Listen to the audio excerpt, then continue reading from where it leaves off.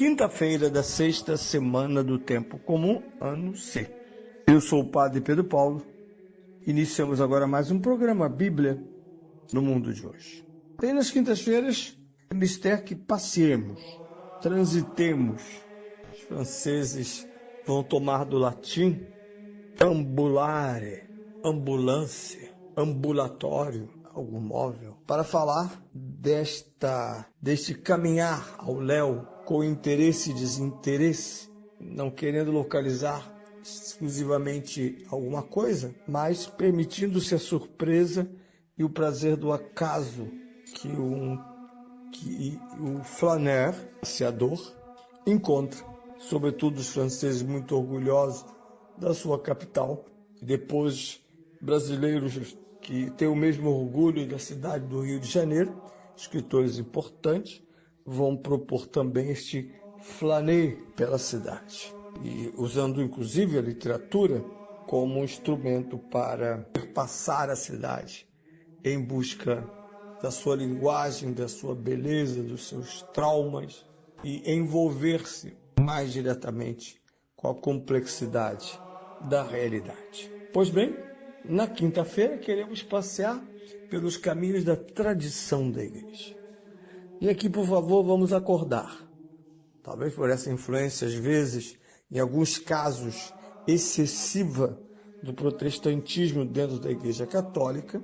Acho impressionante, todos os padres agora só conseguem falar com a Bíblia na mão. E dizem, sem nenhum medo de estar errando, que a palavra de Deus diz, levanta a Bíblia. Padre, calma. A palavra de Deus não está exclusivamente na Escritura. Isso não é católico. Isso nem foi luterano em si. Luterano era um monge, por pior qualidade que fosse, era um monge.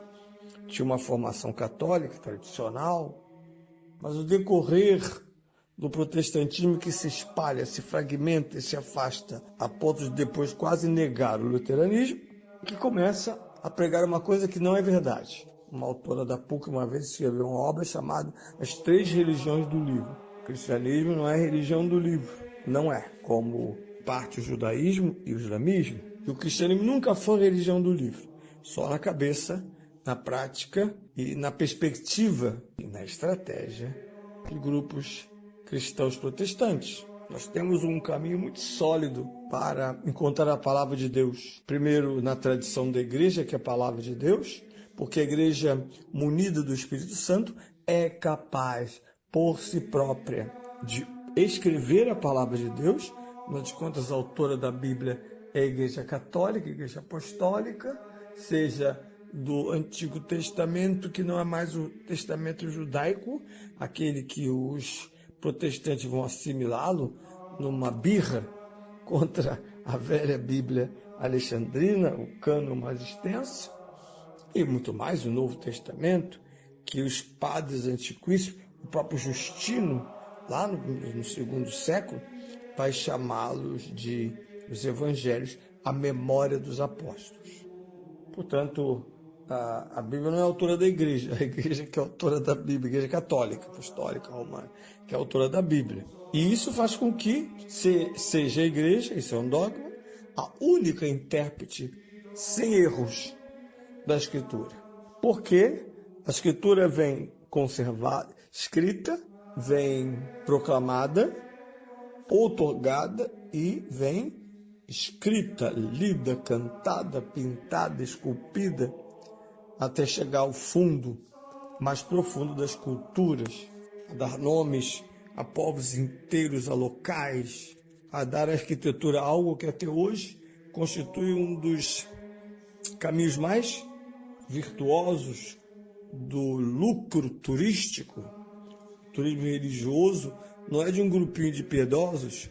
O turismo religioso, direta ou indiretamente, porque alguma pessoa chega na cidade para um negócio, para um tratamento, e por fim sai pelas praças, apreciando igrejas, conventos, esculturas, pinturas, música sacra.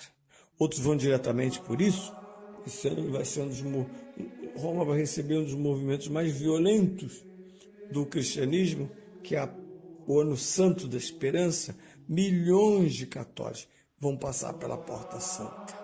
fiéis, compenetrados, preparados, confessados para receber as graças de mais um aniversário da redenção trazida por Jesus Cristo. Ora, digo isso porque nas quintas ouvimos os padres da igreja, o âmago do pensamento da igreja une de modo distintivo, mas inseparável, o momento da escritura, como palavra de Deus fixa, e o momento do desenvolvimento da compreensão e da gestação da palavra de Deus, que é a tradição através da liturgia, dos costumes, dos hábitos, da devoção. São múltiplos os caminhos na formação da tradição, que é a consciência católica da palavra de Deus. Por isso hoje quero fazê-los ouvir uma figura tão importante lá no quarto século. Trata-se de Santo Efrem,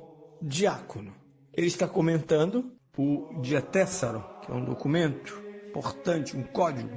Século IV significa ele está ali no princípio, no renascimento da Igreja Católica, quando o imperador Constantino e sua mãe Santa Helena dominam o cenário romano e trazem o cristianismo para salvar, pelo menos tentar, salvar o Império Romano da sua total fragmentação e do fim de um projeto que depois será muito bem exposto quando em 496 Alarico, o bárbaro, destrói Roma e conclui com a fase do Império Romano Ocidental, numa obra que se chama As Duas Cidades. Nesta obra, ou melhor, a Cidade de Deus, uma obra que retrata não só as discussões sobre a ruína de Roma, mas que Santo Agostinho aproveita para apresentar qual Roma renasce e nasce com o fim da velha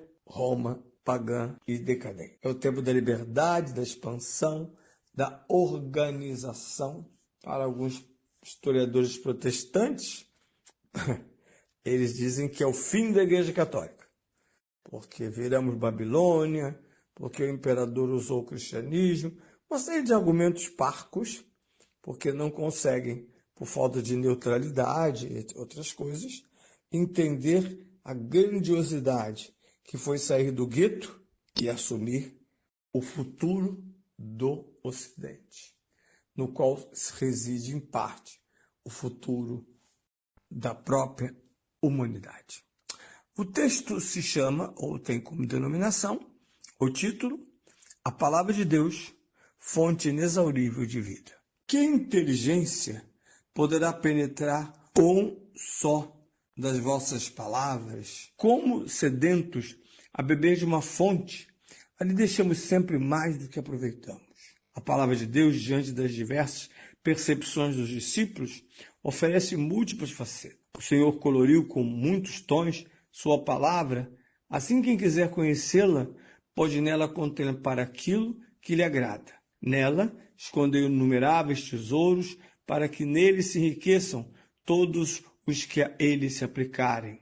A palavra de Deus é a árvore da vida e oferece por todos os lados o fruto abençoado, semelhante à semelhança do rochedo fendido no deserto, que por todo lado jorrou a bebida espiritual. Comiam, diz o apóstolo, do alimento espiritual e bebiam da água espiritual. Se, portanto, alguém alcançar uma parcela desse tesouro, não pense que esse seja o único conteúdo desta palavra, mas considere que encontrou apenas uma porção do muito nela contido. Se só esta parcela esteve a seu alcance, não diga que essa palavra seja pobre, estéril, nem a despreze. Pelo contrário, visto que não pode abraçá-la totalmente, dê graças por sua riqueza. Alegra-te por seres vencido, não te entristeças por não ultrapassar. O sedento enche-se de gozo ao beber e não se aborrece por não poder esgotar a fonte. Vença a fonte a tua sede, mas não vença a tua sede a fonte. Pois, se tua sede se sacia sem que a fonte se esgote, quando estiveres novamente sedento, dela poderás beber. Se, portanto, sucinta, saciada a tua sede, também se secasse a fonte. Tua vitória redundaria em mal. Dá graças, então, pelo que recebeste, pelo que ainda restou, e transbordou, não te entristeças. Aquilo que recebestes e a que chegastes é a tua parte. O que sobrou é a tua herança. Se por fraqueza tua, em uma hora não consegues entender, em outras horas, se perseverares, poderás recebê-lo. Não te esforces, com maligna intenção, por beber de um só trago aquilo que que não pode ser tomado de uma única vez. Não desistas, por indolência, de tomá-lo aos poucos. Bem, esta palavra maravilhosa do diácono Santo Éfrem nos ajude a passar o dia na paz e na profundidade da palavra de Deus.